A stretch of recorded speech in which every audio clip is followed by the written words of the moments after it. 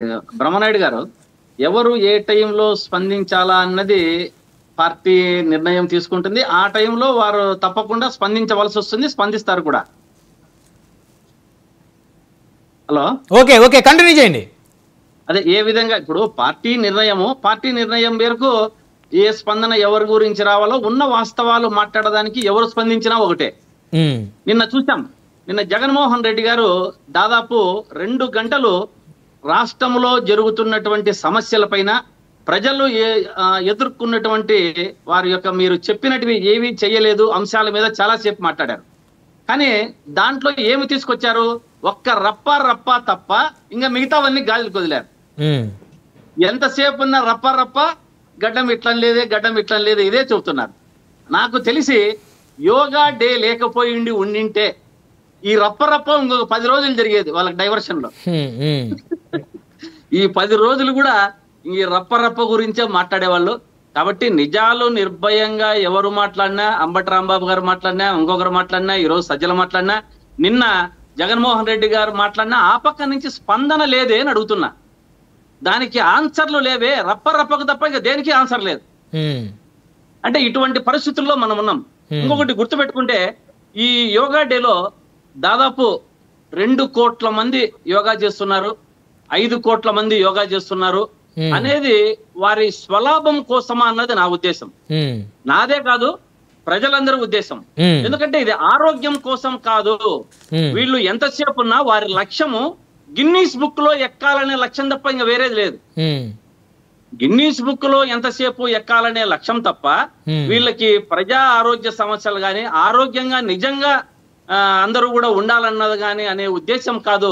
ఇక్కడ only Guinness book మాత్రమే అనేది ఉపయోగించుకోలేదు. అదే మీరు చెప్పండి, ఎలాగా మరి ఇంకెలా చేయాలంటారు? అసలు కార్యక్రమం చేయొద్దు అంటారా? అంటే నాకు చెప్తా, నాకు చిన్న ఉదాహరణ. కార్యక్రమం చెయ్యొద్దు అని చెప్పడం లే. యోగాను అందరూ ఆరోగ్యంగా ఉండాలా, అందరూ కూడా సుఖశాంతంతో ఉండాలా, అందరూ రాష్ట్రంలో సుభిక్షంగా ఉండాలా, అటువంటి పాలన ఇవ్వాలా. కానీ ఇక్కడ ఏం జరుగుతుందంటే నాకు ఒక మెసేజ్ వచ్చింది. నేను ఇంతవరకు దాంట్లో ఏమి రిజిస్ట్రేషన్ చేసుకోలే. గౌరవనీయులైన జ్వాలాపురం శ్రీకాంత్ గారు యోగాలో 25లో మీరు యోగాంధ్రలో పాల్గొంటున్నంత వరకు అభినందనలు అని తెలుపుతూ మెసేజ్ వచ్చింది. ఇది బోగస్సా కాదా? నేను ఇంతవరకు చేసుకునే లేదండి, దానికి నాకు సంబంధం ఏముంది? నా ఇంట్లో నేను యోగా రోజు చేసుకుంటా. నేను సపరేట్ గా అక్కడ నాకు సపరేట్ గా పోయి చేసుకోవాల్సిన పని లేదు. నాకు రిజిస్ట్రేషన్ లేదు. ఎందుకు ఈ మెసేజ్ వచ్చింది? ఇవన్నీ బోగస్ రిజిస్ట్రేషన్లు కాదా? ఇది ఎవరిని మెప్పించడానికి? మీకు వచ్చిందా సార్?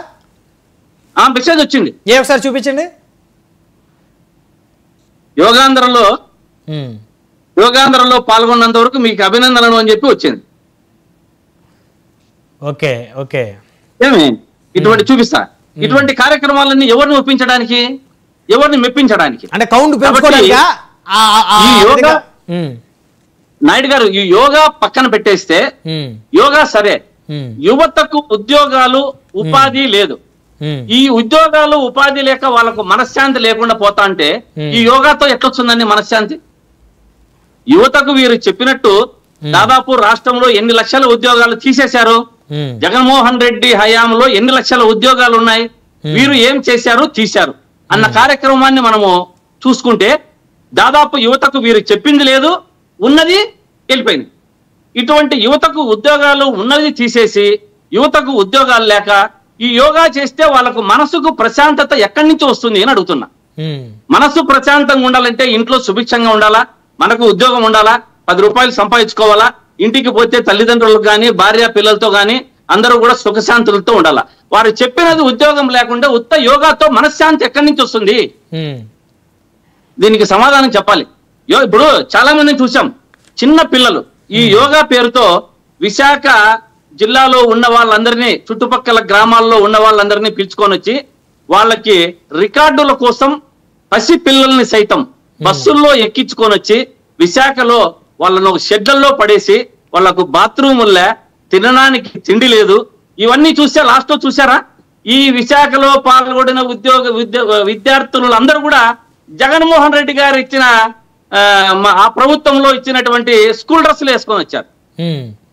వీళ్ళు సంవత్సరం అయింది చేసి స్కూల్ డ్రెస్సులు అవే, ఆ పిల్లల్నే పిలుచుకొని వచ్చారు.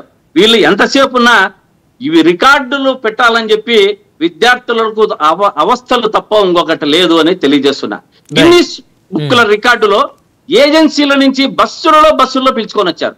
చూసాం, 2-3 టీవీల్లో చూపించారు కార్యక్రమం. పిల్లలంతా అందరినీ ఒక్కటే హాలులో 10 బాత్రూములు 1000 మంది పిల్లలు. ఎట్లా అండి ఇది? How can it is possible? ఎట్లా వీళ్ళని ఇబ్బంది పెడతారు పిల్లల్ని? మనశ్శాంతిగా ఎవరింట్లో వాళ్ళు చేసుకోమనండి. యోగా డే